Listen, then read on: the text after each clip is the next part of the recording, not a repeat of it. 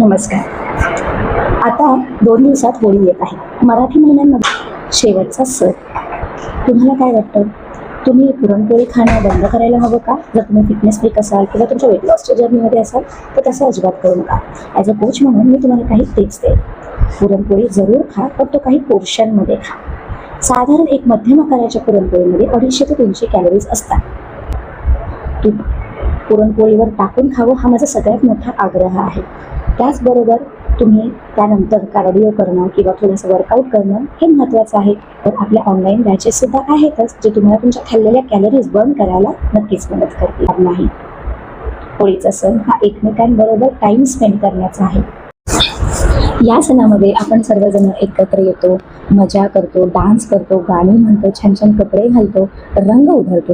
ह्यामुळे आपले happy hormones secret होतात आणि स्ट्रेस लेवल कमी होते.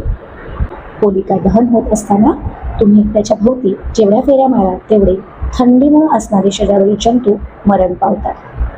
अशा या सुंदर आपल्या सणाला एन्जॉय करा. पण जास्त तळलेले पदार्थ खाणं थोडंसं अवॉइड करा किंवा पुन्हा त्याचा पोषण काही कंट्रोलमध्ये घ्या. परंतु या खाल्लेल्या कॅलरीज बर्न करणं सुद्धा तुमचीच जबाबदारी आहे. म्हणून सणासुदींना पुरणपोळी खाणं हे चुकीचं नाही, पण पोर्शन कंट्रोल करणं महत्त्वाचं आहे. धन्यवाद.